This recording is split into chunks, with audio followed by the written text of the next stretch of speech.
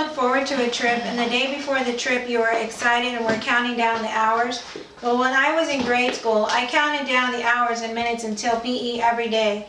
PE was my favorite subject and the 45 minutes in PE flew by.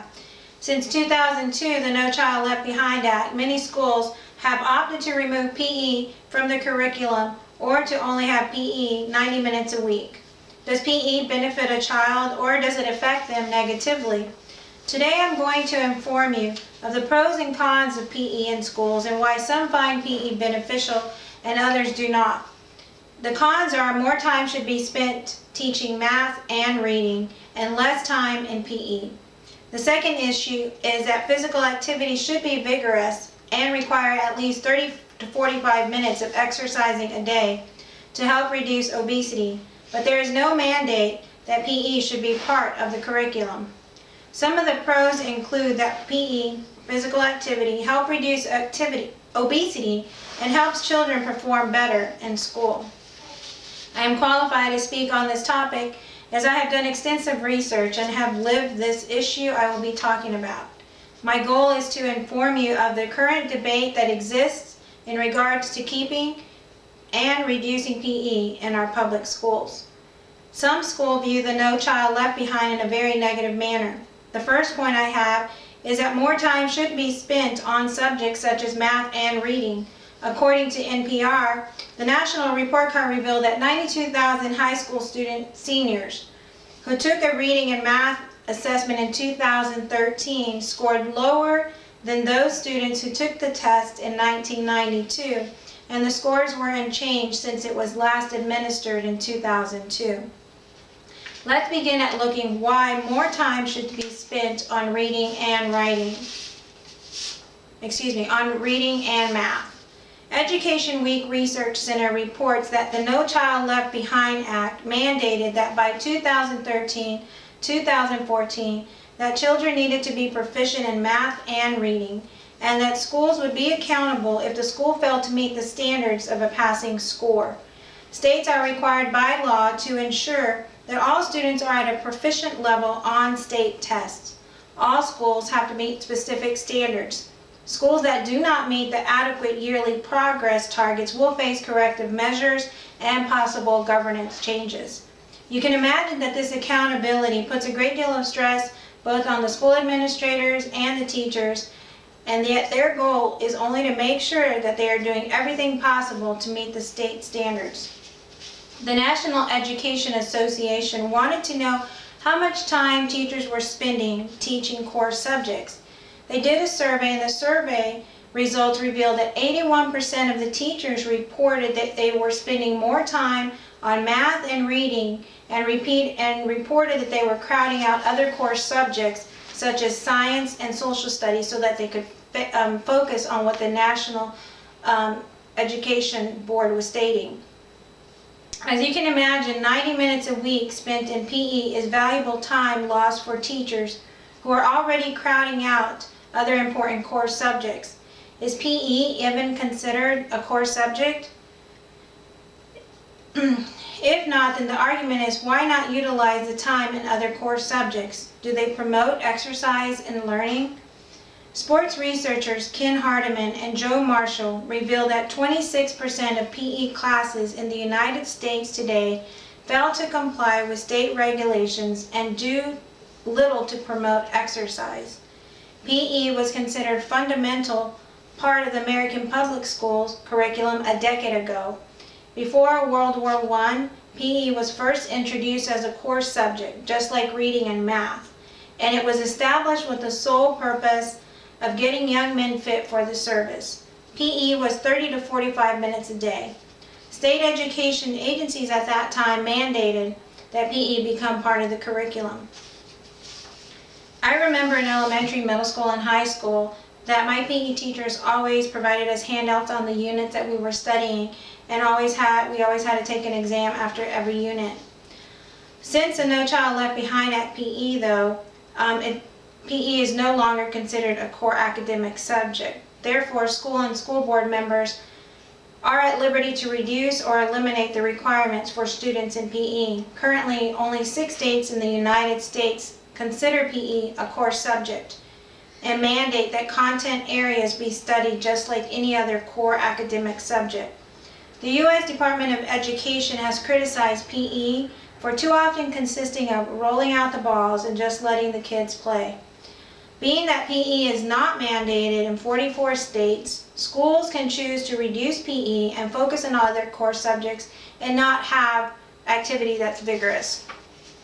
Although some argue that more time should be spent reading and on math, others argue that PE is not mandated to be part of the curriculum. Parents and teachers, however, argue that PE should be part of the school's curriculum. The Las Vegas Journal reported that childhood obesity is a major problem due to sedentary lifestyles, and that the only physical activity that a child will get is usually in school. In 2013, ABC News reported that physical activity that is moderate to vigorous movement, at least 45 to 60 minutes a day, can help reduce obesity. Physical activity does not have to occur in PE. It can include movement also in class and at recess. I worked in a Title I elementary school from 2007 to 2014 as a school nurse. In 2012, our school district participated in an obesity summit. Schools within our districts, the nurses were responsible for submitting fitness-gram information, which included height and weight and BMI. That information was then consolidated, and they studied that, and what they found out is that 39% of the students in our school district were obese.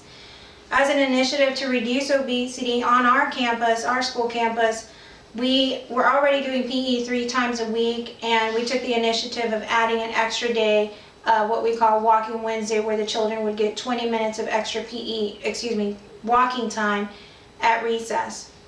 Another campus, however, they did a study, a pilot program, and what they did is they had PE 5 times a week for 45 minutes a day. And after that, they did a study 9 months later on that pilot program, and what that revealed the information was the nurse Jennifer Gideon, the nurse at that campus, reported that they identified an average 8-pound loss in those children who were considered overweight. Although not all schools can afford to do this, to have PE 5 times a week, 45 minutes a day, there can be some things that can be done in the classroom to help engage students in active movement. For example, George Mendoza, a biology teacher, reported that they did not have PE on his campus, but students were engaged in active movements at their desk every hour, just 5 minutes. PE not only helps children stay physically fit and help with muscle tone, but it also helps them perform well in school. Have you ever paid attention to how you feel after you exercise, after you have a hard workout? Or maybe just taking a nice brisk walk? Do you feel energized, invigorated? Perhaps you were having a bad day and you went for a nice walk that day. Did you feel better afterward? Or maybe your mind was clear and you could focus better and problem solve better? Imagine if exercise can do that for us as adults. Imagine what it can do for children. PE not only helps children stay physically fit and help with muscle tone, it also helps students perform well in school. 30 minutes a day, 5 times a week, can help children perform well. Dr. John Ratty, a clinical professor of psychiatry at Harvard Middle School, states, I quote, "Exercise optimizes the brain's ability to learn, improves motivation, and helps regulate emotions." Dr. Ratty reports that he was intrigued by a school in Naperville, Illinois, whose students had taken the TIMSS test, which is a national test. This particular school scored number 1 in science in the nation and number 6 in math in the nation. Dr. Ratty wanted to know how this was possible. He visited the school, and what he found out amazed him.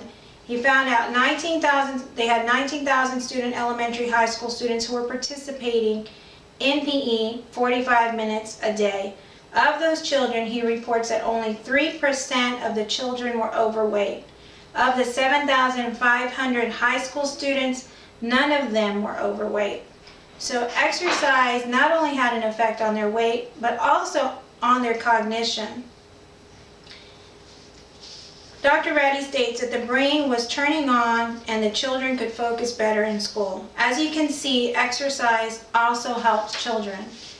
In conclusion, by informing you of the No Child Left Behind Act and how school administrators, teachers are being held accountable for their students' performance on assessment exams, one can see why more time is needed on math and reading. However, the benefits of physical activity on children's minds and the ability it has to make a positive impact on the performance in school cannot be ignored. There is both negative and positive support by government researchers and school administration, but the No Child Left Behind Act mandates certain standards. In closing, I hope that one can understand that exercise in schools is beneficial for children. And yes, they do have to be proficient in reading and math, but we can find other opportunities to engage children in physical activity at school. Parents and community leaders should consider petitioning their legislators to mandate PE and to make these changes possible.